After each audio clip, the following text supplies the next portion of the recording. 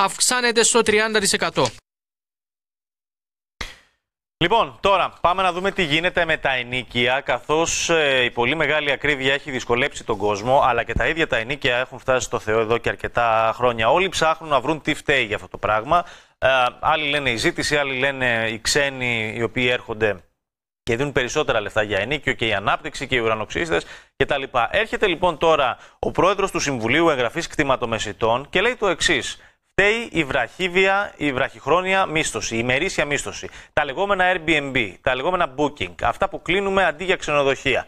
Πάμε να τον καλωσορίσουμε, τον Μαρίνο Κινεγύρου, να μας αναλύσει λίγο την άποψή του και μαζί έχουμε και τον κύριο Ηλία Νικολάου, μέλος του Συμβουλίου Βραχύβιας Μίσθωσης. Γεια σας. Χαιρετώ και τους δύο. Θα ακούσουμε κατέρωθεν απόψεις για να βγάλουμε και τα δικά μας συμπεράσματα. Να ξεκινήσουμε από τον κύριο Κινεγύρου που αρθρογράφησε σχετικά, έβγαλε και ανακοίνωση. Ναι, κύριε Κινεγύρου. Καταρχήν, να σπάρουμε τα πράγματα από την αρχή. Το πρόβλημα αυτόν, το πρόβλημα της ημερήσιας ενοικίας έχει ξεκινήσει εδώ και κάποια χρόνια.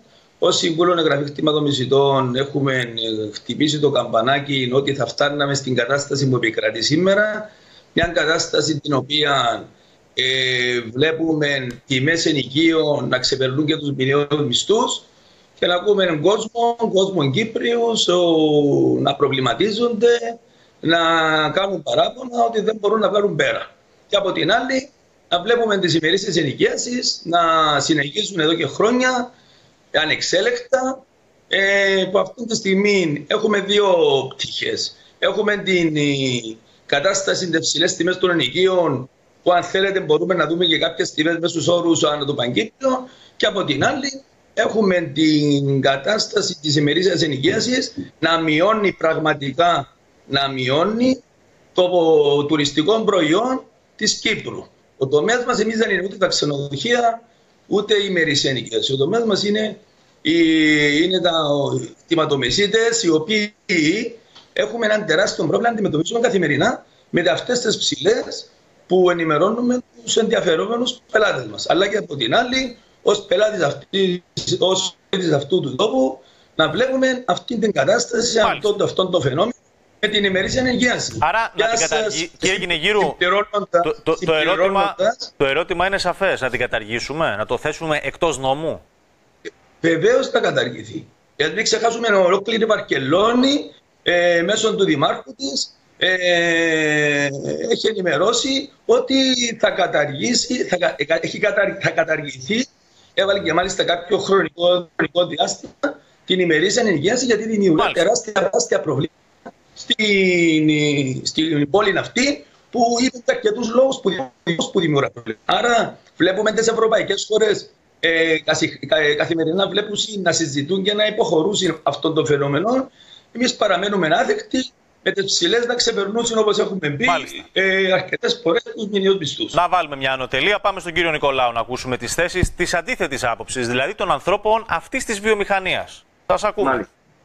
Εντάξει, άκουσα τον κύριο Κινεγύρου. Έχει κάποια πράγματα που λέει, τα οποία, ας πούμε, έδωσε μας παράδειγμα την Βαρκελόνη. Η Βαρκελόνη είναι μια πόλη που είναι κυρίως για τουρισμό. Είναι γεμάτη ξενοδοχεία. Εντάξει, και ο ντόπιος δεν μπορεί να βρει εκεί. Εμείς δεν έχουμε αυτό το θέμα εδώ στην Κύπρο. Έχουμε 500.000 σπίτια στην Κύπρο και 15.000 είναι γραμμένα για Airbnb. Τα οποία τα περισσότερα είναι σε resort town. Πρώτα για να πάει κάπαρι, τέρνερα και αυτά. Τα οποία δουλεύουν 5, 6, 7 μήνες το χρόνο. Εντάξει, στη Λεμεσόν, για παράδειγμα, που είναι η έδρα η δικιά μου, έχουμε θέμα με ξενοδοχεία. Δεν έχουμε μόνο με 4 ξενοδοχεία. Αυτοί που θέλουν να έρθουν για πιο, ας το πούμε, χαμηλό επίπεδο, δεν θέλουν τα στέκια και τα αυτά και τα ωραία του και θέλουν να έρθουν να δουν τη Λεμεσό, δεν έχουν επιλογές.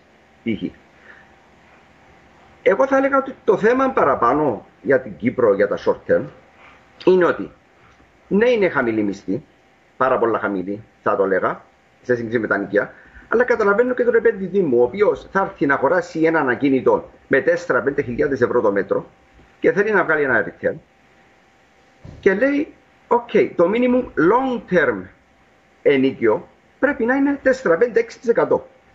Ήδη ξεφεύγουν τα νούμερα. θέλουμε 2.000 και το μέτρο να κτίσουμε στην τη γη τώρα. Εγώ τα νούμερα, εγώ νομίζω το πιο μεγάλο πρόβλημα είναι το social housing στην Κύπρο. Το γεγονός ότι στην Αγγλία και άλλες χώρες που πας, ένας developer για να κτίσει ένα complex κάτι, έρχεται ο Δήμος και η κυβέρνηση και του λέει πρέπει να δώσεις και π.χ. 10.000, 20.000 το κάθε unit προς social housing. Για να έχει αρκετό housing σε πιο χαμηλή τιμή, να μπορεί να μπει αυτός που ξεκινά την καριέρα του, ξεκινά τη ζωή του. Εγώ θα έλεγα ότι ότι μόνο 3% των ακινήτων είναι στο Airbnb στην Κύπρο γενικά και τα περισσότερα είναι σε resort town, εγώ λέω δεν είναι αυτό το θέμα καθόλου και απλά είναι άλλος λόγος, απλά να πούμε τα νοίκια είναι ακριβά, φταίει το Airbnb. Να ρωτήσω κάτι. Στο ζήτημα του Airbnb δραστηριοποιούνται και εταιρείες οι οποίες νοικιάζουν Airbnb. Πέρα από το αν έχω εγώ ένα μονάρι και το βάζω στην ενοικίαση, υπάρχουν εταιρείες οι οποίες συνολικά συντονισμένα και είναι αυτή η δουλειά τους? Δηλαδή που κάνουμε τη διαχείριση εννοάτε ή που έρχονται και επενδύουν? Έρχονται και επενδύουν. Όχι τόσους πολλούς. Ένας-δύο που την πήραν. Πάρα πολλά λίγοι. Πολλοί έρχονται, παίρνουν κάποια κομμάτια, κάποια κομπλέξ, κάποια κτίρια και τα δίνουν στις εταιρείες κατευθείαν για τους υπαλλήλους του. Δεν έχει εταιρείες που έρχονται για να αγοράσουν κτίριο μόνο για Airbnb, θα έλεγα εγώ. Μάλιστα. Κύριε Κυνηγύρου, πώς τα ακούτε όλα αυτά? Είναι η απάντηση των επαγγελματιών αυτή τη στιγμή που τους ζητάτε να καταργήσουν την επιχειρηματικότητά τους? Κοιτάξτε να δείτε τι γίνεται. Αυτό το πρόβλημα είναι ξεκάθαρο. Είναι και εμφανές στους πάντες. Ο καθένας μας, οι εμπλεκόμενοι φορείς, το κράτος ας κρίνει. Δηλαδή, έχει απορροφήσει η ημερήσια ενοικίαση, κύριε Μιχάλαρε, όλη αυτή τη μεγάλη προσφορά και βλέπουμε τη μηδαμινή προσφορά για χρονιά ενοικίαση και επακόλουθως οι τιμές βρίσκονται σε αυτή την κατάδεια, σε αυτά τα ενοίκια. Αυτό είναι το ένα. Το δεύτερο, όσον αφορά για το κομμάτι της ημερήσιας ενοικίασης, τώρα μιλώ ως πολίτης αυτού του κράτους και όχι ως επαγγελματίας, ούτε ξενοδόχος είμαι, ούτε οτιδήποτε άλλο. Απλώς βλέπουμε μια κατάσταση, μια εικόνα, να βλέπουμε κάτω από τα κτίρια, να βλέπουν αυτά τα κουτάκια στις πλήστες πολυκατοικίες. Αν είναι δυνατόν, όπως είπε ο κύριος προηγουμένως στην εκπομπή σας, να μιλούμε το 3%, μα το 3% αν είναι δυνατόν. Μιλούμε για ένα μεγάλο ποσοστό. Αυτή τη στιγμή δεν είμαι έτοιμος να απαντήσω. Ένα πάρα πολύ μεγάλο ποσοστό. Πάνω από πόσο είναι δηλαδή?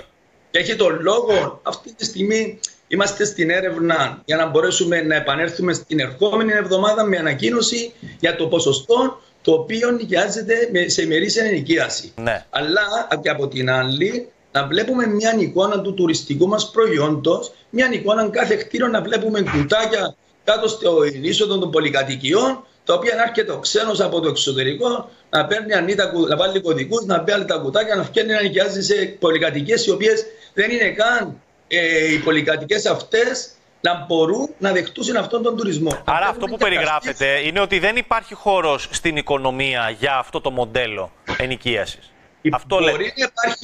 Μπορεί να υπάρχει και η εισήγηση μας είναι οργανωμένα συγκροτήματα.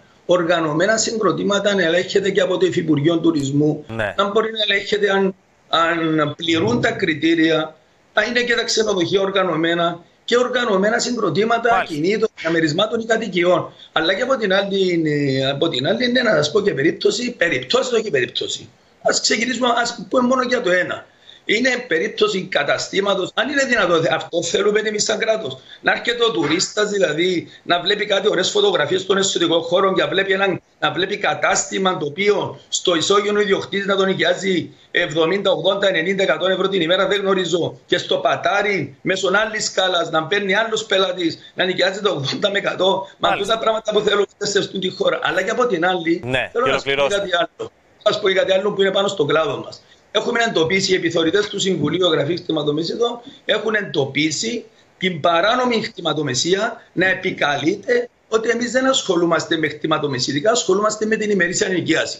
Τους έχουμε εντοπίσει και θέλουμε να τους ενημερώσουμε από την εκπομπή τους το εκπομπή σας, συγγνώμη, ότι παραπλανούν και δυστυχώς δημιουργούν τεράστια προβλήματα. Δυστυχώς δεν θέλω να σας πω ότι όσοι ασχολούνται με ημερήσια ενοικίαση σημαίνει είναι παράνομη χρηματομεσίδη. Απλώς έχουμε εντοπίσει. Μάλιστα. Κάποιους που το κάνουν αυτό, όπως λέτε. Ακριβώς. Να χώνεται κάτω από την ημερήσια ενοικίαση για να μπορέσει. Ευχαριστώ πολύ. Άρα θα σας παρακαλέσω, πρέπει ο καθένας μας ενδιαφερόμενος να συνεργάζεται μόνο με εγγεγραμμένα αδιάουχα χρηματομεσητικά γραφεία για το δικό του συμφέρον και το δικό του καλό. Ευχαριστώ πολύ. Πάμε στον κύριο Νικολάου να απαντήσει σε όλα αυτά.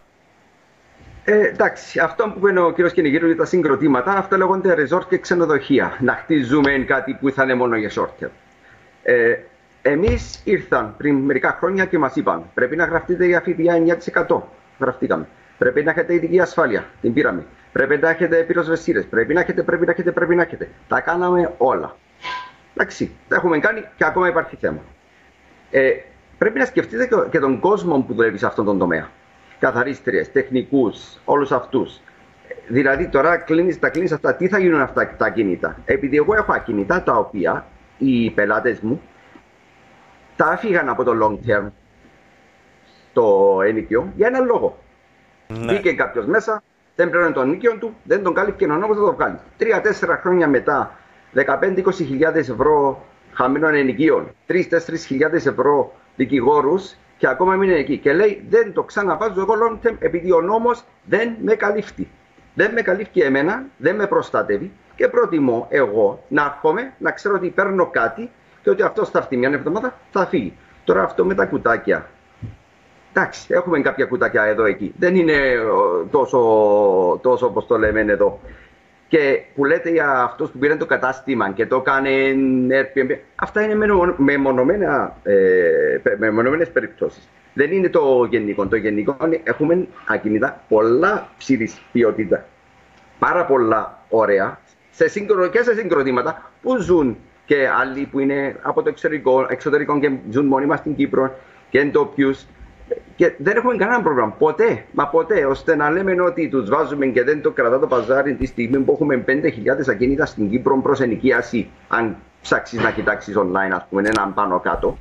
Και θα έλεγα, επίσης, έχουμε ένα μεγάλο θέμα επίσης, που λέμε πως πάνε πάνω τα νοικιά. Εγώ δεν το βλέπω αυτό στη Λεμεσό. Στη Λεμεσό, εγώ βλέπω ότι έχει ένα χρόνο που έχουν κατεβεί τουλάχιστον 30-40% τα ενοικιά από τον καιρό που.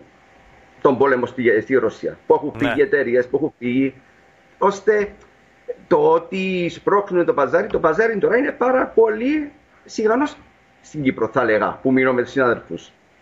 Ώστε βλέπω ότι απλά είμαστε δικαιολογία, είμαστε το φταίξιμο τώρα, το short term, είναι το φταίξιμο γιατί είναι ακριβά τα ενοικιά. Ενώ θα πρέπει να βλέπουμε πιο μεγάλο το θέμα, ειδικά στην κυβέρνηση. Είναι μεγάλο το θέμα και θα το ξανασυζητήσουμε. Είμαι σίγουρος ότι θα δοθεί αφορμή. Ευχαριστώ πάρα πολύ και τους δύο για τα επιχειρήματά σας. Νομίζω ότι καταλάβαμε και λίγο περισσότερο για το πώς λειτουργεί αυτή η ιστορία και τις παραμέτρους. Ευχαριστώ πολύ. Παρακαλώ, ευχαριστώ. Καλή συνέχεια. Λοιπόν, αυτό ήταν μια ενδιαφέρουσα διαφορετική προσέγγιση για το γιατί τα ενοίκια είναι στο Θεό. Λοιπόν,